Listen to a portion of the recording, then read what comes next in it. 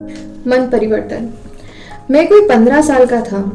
Parker church में revival सभाएं हो रही थी। मैं आगे की सीट पर बैठा हुआ था।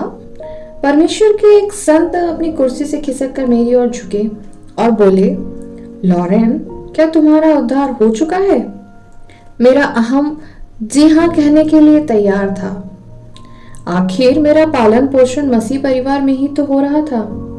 मैं प्रतिदिन प्रार्थना करता था और अपने भाइयों से कभी भी लड़ता झगड़ता नहीं था। 12 वर्ष की उम्र से शायद ही मैं कभी प्रार्थना सभा से गैर हाजिर हुआ हो। हालांकि वहां मेरी उम्र का शायद ही कोई बच्चा दिखाई देता था। 13 या 14 साल की उम्र में ही मुझे चर्च का द्वारपाल बनने का सम्मान मिल गया था। यह सम्मान न भी मिला होता तो भी प्रार्थना में शामिल रहना मैं अपने प्रोग्राम का आवश्यक अंग समझता था।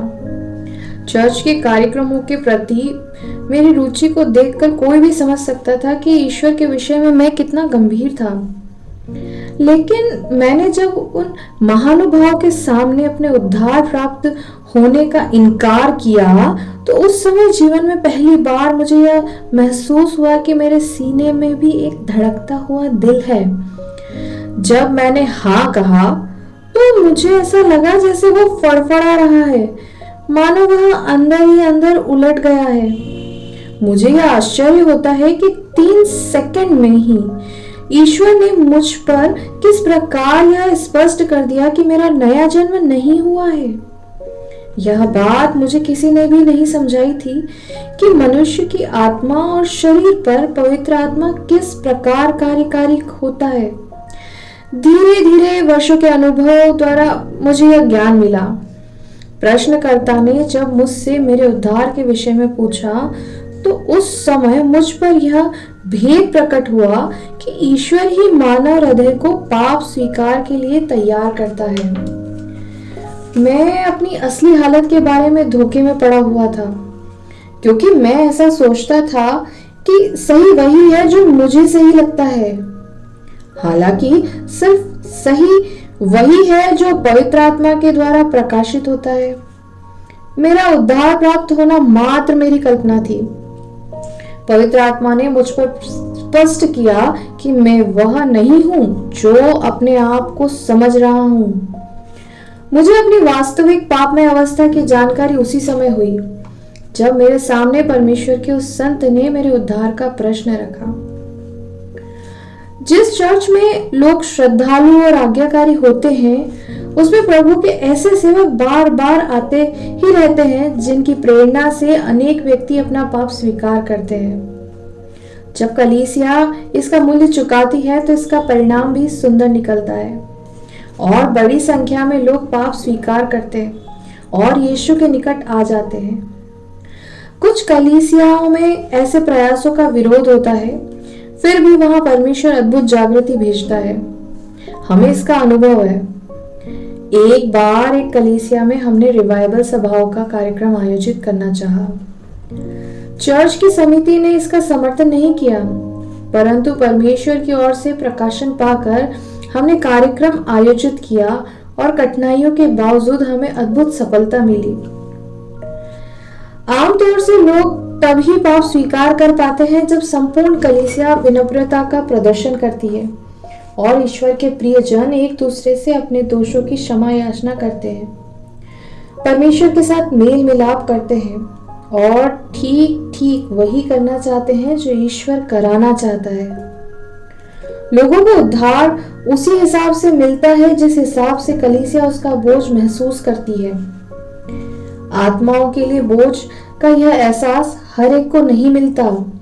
यह तो ईश्वरीय वरदान है, उसी को मिलता है जो आज्ञाकारी और मन का दीन है। आज कलीसिया के अंदर किसी के दिल में यह बोझ नहीं, किसी में जिम्मेदारी का एहसास नहीं है, तो विश्वास की उन्नति भी नहीं है। मसीह बस नाम के मसीही हैं। उनके छिपे हुए पाप, उनके भीतर की दुष्टता, अवज्ञा और दीन के कारण पवित्र आत्मा अप्रसन्न है। हमारी मंडलियों में सिद्धांत तो मौजूद है, परंतु शांति नहीं है। कलीसिया पवित्र आत्मा की शक्ति से वंचित है और इसके बिना कोई पाप स्वीकार नहीं कर सकता। पाप स्वीकार करना दिमाग का कार्य नहीं है, इसका संबंध तो हृदय से है। जब तक मनुष्य के हृदय पर पवित्र आत्मा का प्रकाश नहीं पड़ता, वह पाप स्वीकार कर ही नहीं सकता। कलीसिया में धर्म ज्ञान है, परंतु आपसी एकता और यीशु का प्रेम नहीं है। इसलिए हमसे पवित्र आत्मा दुखी है, और यही कारण है कि हमारे अंदर वह शक्ति भी नहीं जिससे प्रेरणा पाकर पापी पाप स्वीकार करे और उद्धारकर्ता के निकट आए। जब तक मानव हृदय में ईश्वरीय शक्ति का संचालन नहीं होता, तब तक कोई भी मनुष्य अपनी आत्मा के अंधकार को नहीं देख सकता। मेरी हालत भी ऐसी ही थी। दिसंबर 1932 या जनवरी 1933 की बात है। उस समय मुझे इस बात का कोई ज्ञान नहीं था। पादरी स्मिथ मेरे पिताजी के पास आए और बोले, एल्डन, श्री लुइस एक अच्छे प्रचारक है और इस समय हमारे शहर में मौजूद है। उनका पिछला कार्यक्रम रद्द हो जाने के कारण वह फुर्सत में है। मैं चाहता हूं कि कुछ दिनों के लिए हम उनकी सेवाएं प्राप्त कर लें। मैं कलीसिया के सामने उनका नाम प्रस्तुत करना चाहता हूं। समिति से मुझे अनुमोदन की आशा नहीं है।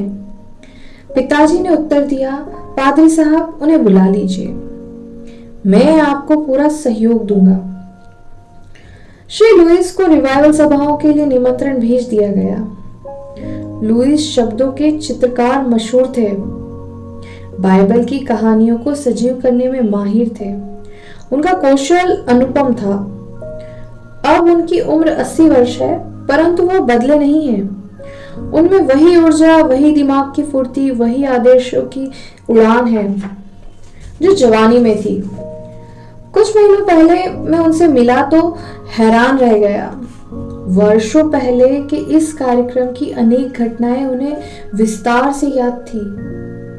उनके घर में बीमारी थी, परंतु इसकी उन्होंने कोई चर्चा नहीं की।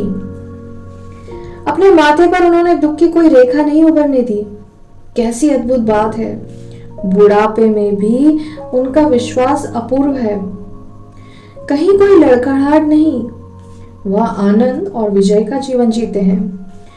वह इस तरह से मिले जैसे सब कुछ ठीक ठाक चल रहा हो, न कोई मातम, न फरियाद। उन्होंने हालात का रोना नहीं रोया। वर्ष 1933 जनवरी मास में सभाएं आरंभ हुई, मगर मैं गैर हाजिर हो रहा क्योंकि उस रातों में मेरा बास्केटबॉल का अभ्यास चल रहा था।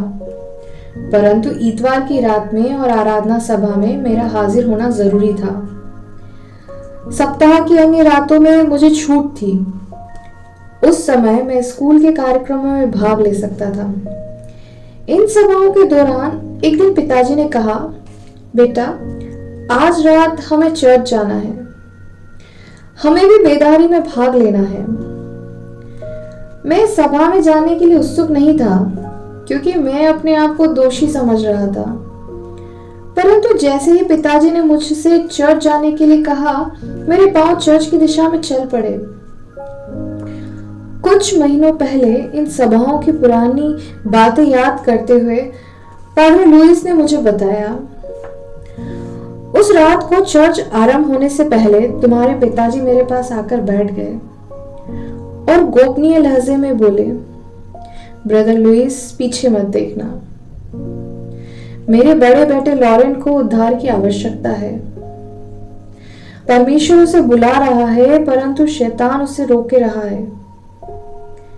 इधर उधर ध्यान दौड़ाने के बजाय लॉरेन की ओर ध्यान दो। मैं तुम्हारे लिए प्रार्थना कर रहा हूं कि तुम किस प्रकार उसे प्रभु यीशु के चरणों में ले आओ।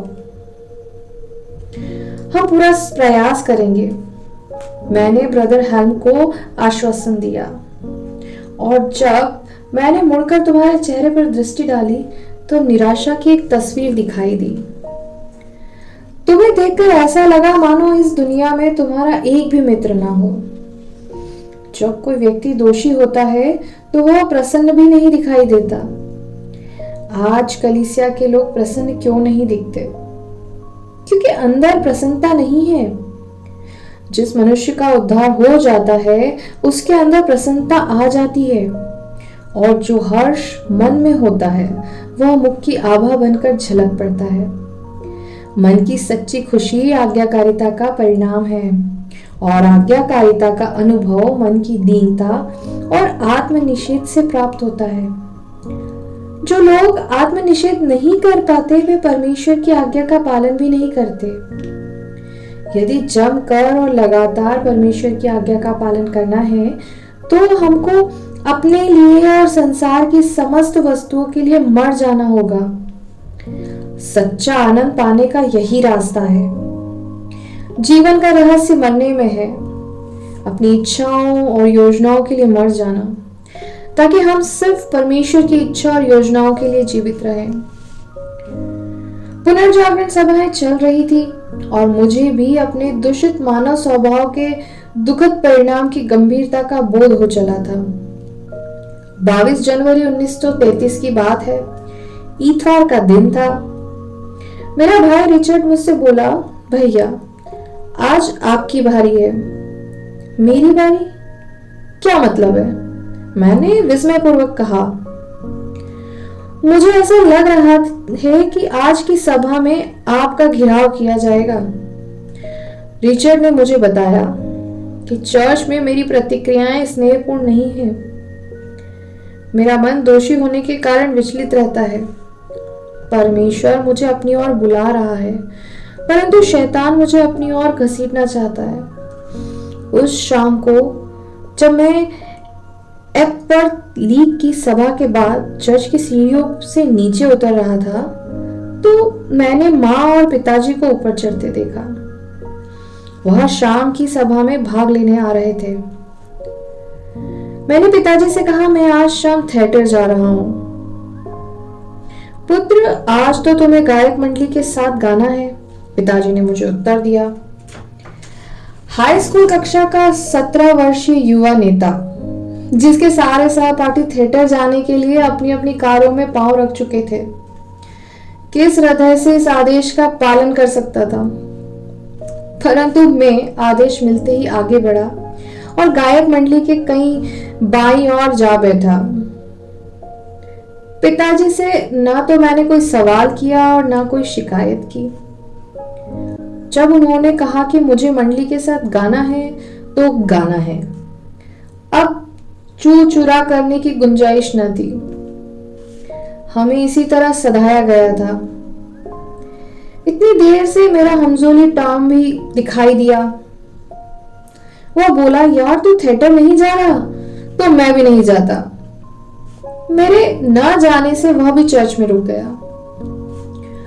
उपदेश की समाप्ति पर परमेश्वर के एक भक्त ने क्वायर में आकर मुझे यीशु का निमंत्रण दिया, मगर मैं अड़ियल टट्टू बना रहा, अपनी जगह से हिला तक नहीं।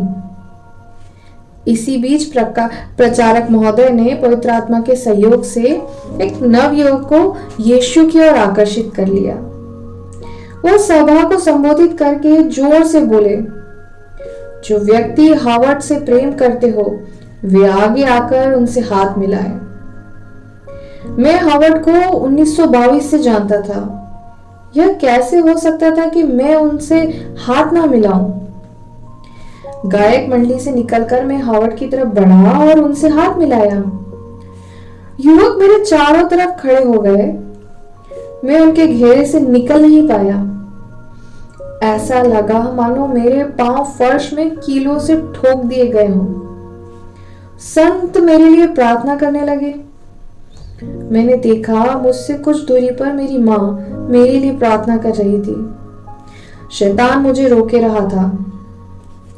इस अंतर्द्वंद में मेरे हृदय से एक आवाज निकली, हे परमेश्वर, मेरे जन्म से पहले ही से तू मेरा पीछा कर रहा है।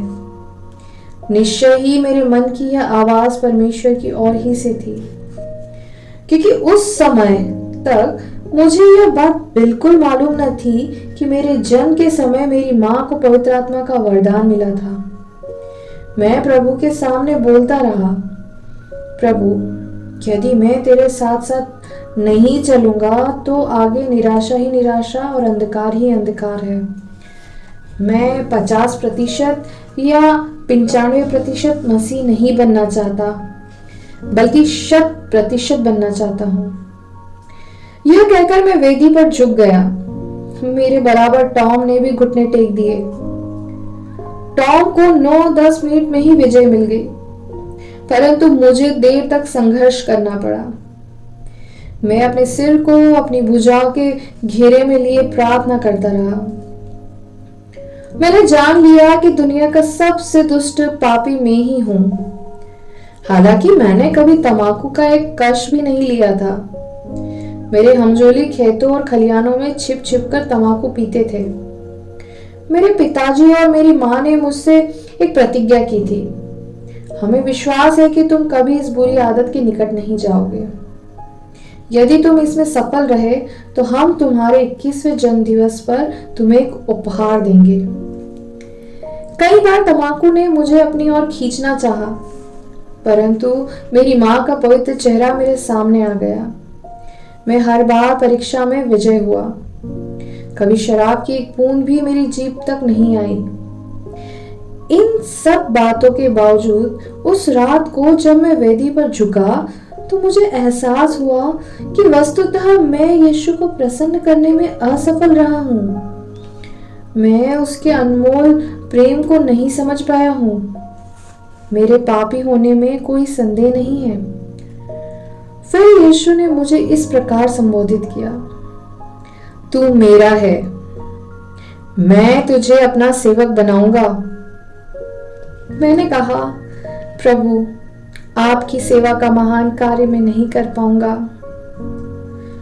तू जरूर इस कार्य को कर पाएगा, क्योंकि मैंने तुझे बुलाया है, प्रभु ने कहा। परंतु प्रभु, मैं तो बहुत ही अयोग्य हूं। प्रभु ने कहा, तू मेरा है। अयोग्यता का बोध घोर अंधकार बनकर मेरी आत्मा पर छाया हुआ था, परंतु ईश्वर मुझको यही प्रेमपूर्ण आश्वासन देता रहा, तू मेरा है, तू जरूर मेरा प्रचार करेगा। जब कोई आदमी प्रचार करना चाहता है तो मैं सोचता हूं कि उसे परमेश्वर की ओर से बुलाहट मिली है या नहीं।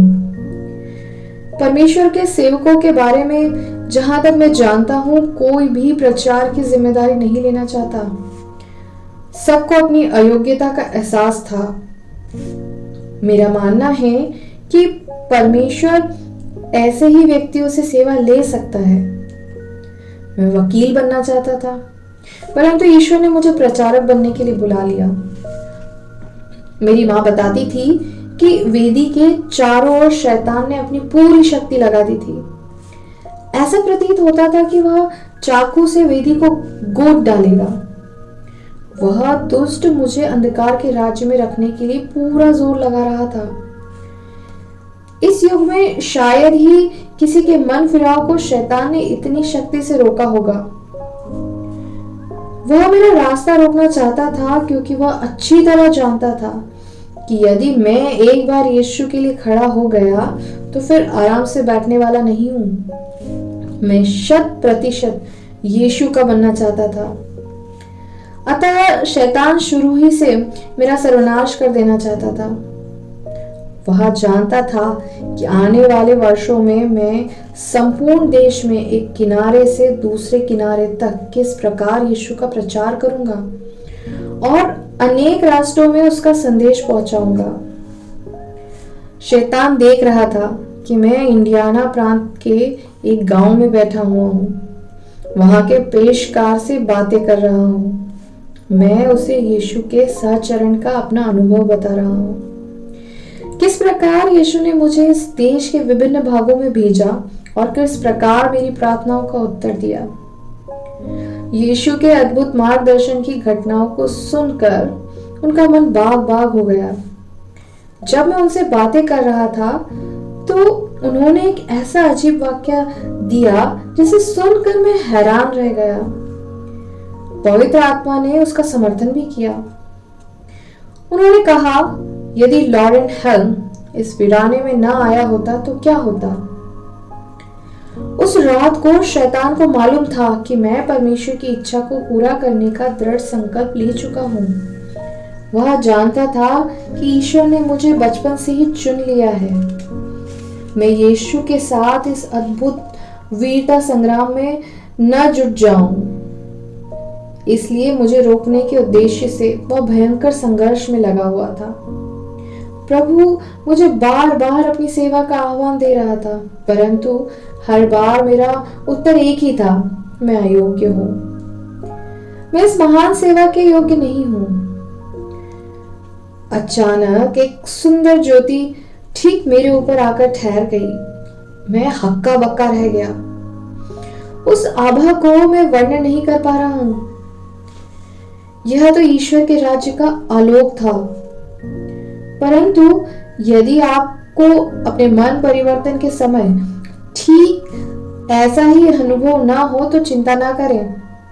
हम सबका व्यक्तित्व अलग अलग है, इसलिए मन परिवर्तन के अनुभव भी अलग अलग होते हैं और ईश्वर जो अनुभव भी हमें दे उसे पाकर हमें प्रसन्न होना चाहिए। जैसे ही अद्भुत ज्योति मेरे ऊपर आई, मेरे पाप दूर जा पड़े, अंधेरा छट गया और मेरे मन पर रखा हुआ भार हट गया। परमेश्वर ने अपनी दिव्य उंगली अपने पुत्र के लहू में डुबाई और मेरा नाम मेमने के जीवन ग्रंथ में लिख दिया। प्रभु की जय हो। उसने मेरा नाम, मेरा अयोग्य नाम जीवन के सुंदर पवित्र पृष्ठ पर अंकित कर दिया। उसने मुझे एक नया हृदय और नया जीवन दिया।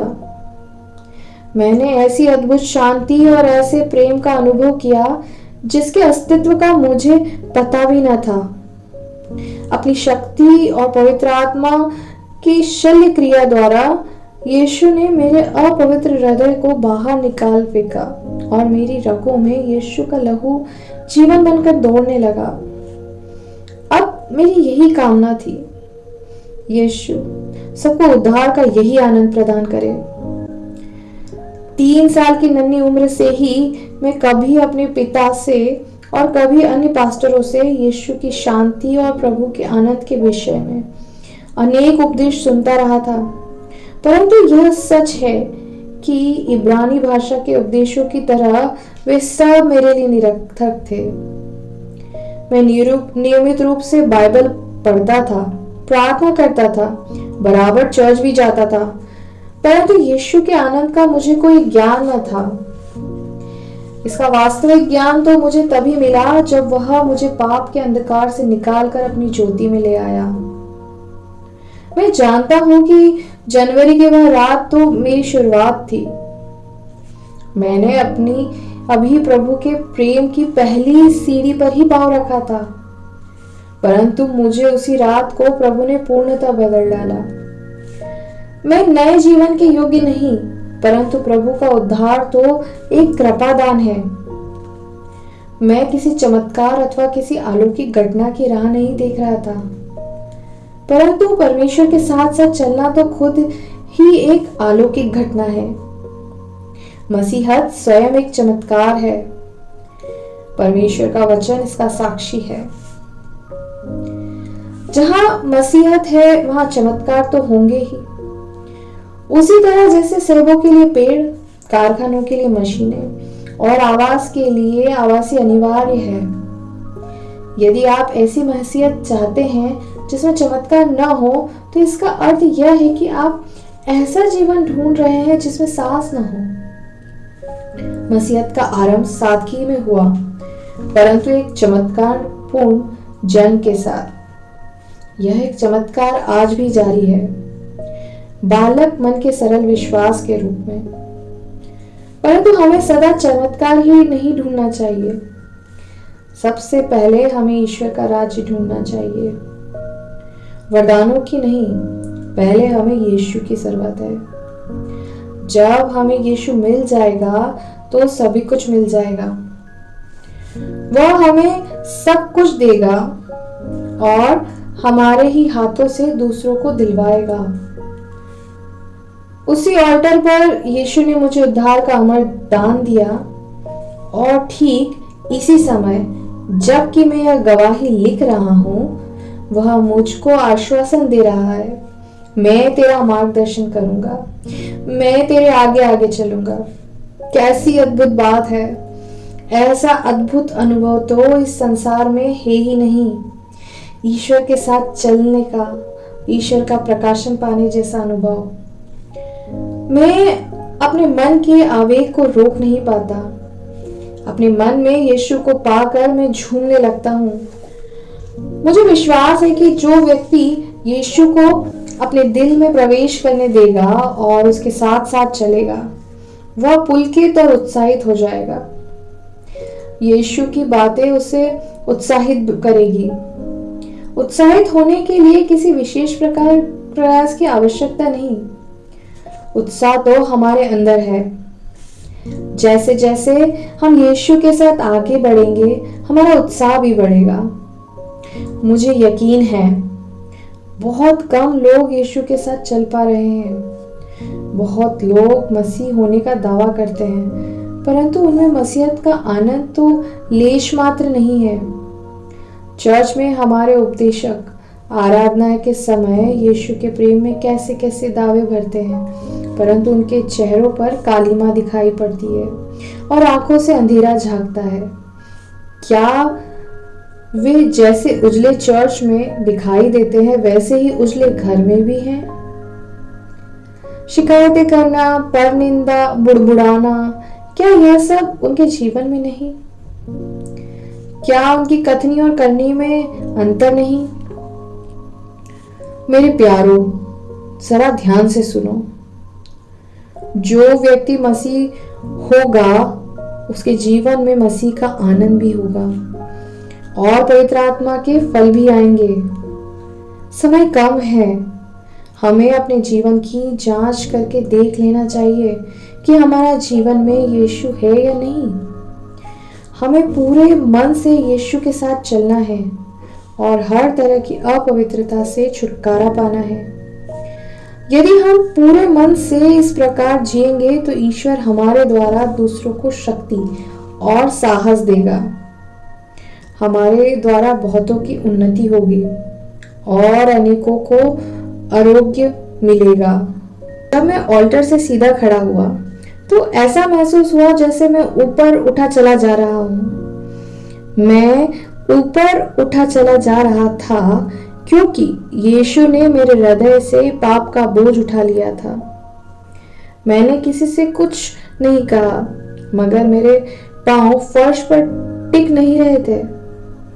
उस समय अन्य लोगों ने भी पवित्र आत्मा की उपस्थिति को महसूस किया।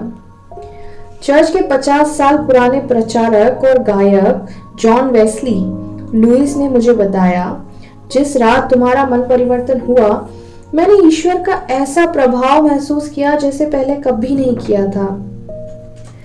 आत्मा के इस संघर्ष में मेरे साथ प्रार्थना करने के लिए थोड़े ही लोग ठहर पाए। शैतान मुझ पर अपना अधिकार जमाना चाहता था, लेकिन यीशु ने अपने लहू की शक्ति के द्वारा मुझे छुड़ाया और स्वर्ग के मार्ग पर अग्रसर कर दिया। मेरे उद्धार की शुरुआत ऐसी अद्भुत थी कि ईश्वर की कृपा से मैंने फिर कभी मुड़कर नहीं देखा। शैतान ने बहुत संघर्ष किया, मगर मैंने उसको धिक्कार दिया। दूर हो जा शैतान, मुझे यीशु नासरी के साथ ही चलना है। मैं ईश्वर का हूं, परमेश्वर मेरा सहायक है। मुझे वफादार रहना है। मैं इधर उधर और आगे पीछे नहीं देखूंगा। मुझे सिर्फ यीशु की ओर ताकते रहना है। इतने वर्षों के अंतराल के बाद जब मैं उस दिन की घटनाओं के बारे में चिंतन करता हूँ, तो एक विशेष क्षण का ध्यान करके मुझे बड़ी तसल्ली मिलती है। यह वही क्षण है जब पिताजी ने मुझसे कहा, पुत्र, आज तुम्हें गायक मंडली के साथ गाना होगा। अगर मेरे पिताजी दृढ़ता पूर्वक मुझे यह आदेश न दिया होता तो शायद मेरे उद्धार की वह रात कभी मेरे जीवन में न आती। यह शायद कुछ महीने या कुछ वर्ष उद्धार का आनंद पाने में मुझे और लग जाते। परंतु यही वह रात थी जिसमें ईश्वर ने मुझे सच्ची दाखलता के साथ जोड़ दिया। यही वह क्षण था जो ईश्वर ने मेरे जन्म से बल्कि उससे भी पहले निर्धारित कर दिया, ताकि मैं उसकी बुलाहट के लिए तैयार रहूं। यदि मैं उस दिन पिताजी के आदेश का पालन न कर पाता तो उद्धार की यह शुभ घड़ी मेरे जीवन में कभी न आती। 22 जनवरी 1933 के इतवार की वह शाम आज भी मेरी आंखों के सामने है, जब मेरी माँ और पिताजी चर्च की सीढ़ियों पर चढ़ रहे थे और मैंने उनसे कहा था, मैं कुछ नौजवानों के साथ रिवोली थिएटर जा रहा हूँ। पिछले महीनों और वर्षों में मुझे सुधारने के लिए पिताजी को अक्सर कोड़े का इस्तेमाल करना पड़ता था। उन्होंने हमारे प्रशिक्षण के लिए जो परिश्रम किया था वह शायद इसी शाम के लिए था। मैं अपनी इच्छा को नकार सकूं और पिताजी के पवित्र आज्ञा का पालन कर सकूं। मैं चर्च नहीं जाना चाहता था। मेरा प्रोग्राम तो नवयुवकों के साथ थिएटर जाने का था, परंतु क्योंकि पिताजी ने गत वर्षों में मुझसे बिना शर्त अपने आदेशों का पालन कराया था, क्योंकि वह अपने प्यारे बेटे के मुंह में पड़कर कभी उसकी इच्छाओं के आगे नहीं झुके थे, उन्होंने अपने सर्वाधिकार का इस्तेमाल किया और यह आज्ञा दी, तुम्हें आज गायक मंडली के साथ गाना है। देखने में यह आदेश बहुत सरल था, परंतु उसका अर्थ बहुत गूढ़ था। यदि मैं अपने जीवन में लगातार अनुशासन और आज्ञाकारिता का अभ्यास न करता तो उस शाम अपने पिता की इच्छा का पालन भी न कर पाता। मैं शिकायत करके या बहस करके अपनी इच्छा पूर्ति का रास्ता ढूंढता, और यदि मैं उनकी आज्ञा का पालन ही करता तो अधूरे मन से करता। परंतु क्योंकि उन्होंने मुझे बचपन से ही विनम्रता का प्रशिक्षण दिया था और यह बात अच्छी तरह सिखा दी थी कि आज्ञा का तुरंत पालन करूं और पूरे मन से करूं, इसलिए मैंने ना तो कोई शिकायत की और न कुड़कुड़ाया। जब मैंने चर्च में प्रवेश किया तो मेरे मन में लेश मात्र भी नाराजगी नहीं थी। मुझे यह बात भी बुरी नहीं लगी कि मैं उस रात थिएटर नहीं जा सका। यह सब कुछ इसलिए संभव हो सका क्योंकि पिछले 16 वर्ष में मुझसे अपनी इच्छाओं को नकारने का पर्याप्त अभ्यास कराया गया था। यह पिताजी के आदेश का ही सुपरिणाम था कि मैं ऐसे स्थान तक पहुंच गया जहां से यीशु ने मुझे अपने निकट खींच लिया। मेरे आज्ञा पालन से मेरे हमजोली टॉम को भी आशीष मिली। हम दोनों का उद्धार पिताजी के अनुशासित जीवन के साथ जुड़ा हुआ था। सैकड़ों बल्कि हजारों आत्माओं जिनको उद्धार का आनंद प्राप्त हुआ है, उनका अनुभव हमें इस निष्कर्ष तक पहुंचाता है कि उद्धार से पहले लंबे अरसे तक मार्गदर्शन की आवश्यकता पड़ती है। इन दोनों बातों का परस्पर गहरा संबंध है। अतः यह बात स्पष्ट है कि मेरे उद्धार में पिताजी के अनुशासित जीवन और आज्ञाकारिता का स्पष्ट योगदान रहा। यदि ईश्वर इस प्रकार मेरे जीवन में काम न करता तो सेवा के अनेकों अवसर जो मुझे पवित्र आत्मा ने दिए कभी न मिलते। मैं कभी सत्य मार्ग पर न चल पाता। हम अपने अनुभव से यह बात अच्छी तरह समझ चुके हैं कि जब परमेश्वर कोई फैसला करता है तो मनुष्य का जीवन बदलने के लिए चंद सेकंड काफी होते हैं। चंद सेकंड में या तो मनुष्य उद्धार पा लेता है या फिर सदा के लिए खो जाता है, स्वस्थ हो जाता है या फिर मर जाता है। यह सब पवित्र आत्मा के निर्देशन और पिता परमेश्वर के मार्गदर्शन पर निर्भर करता है।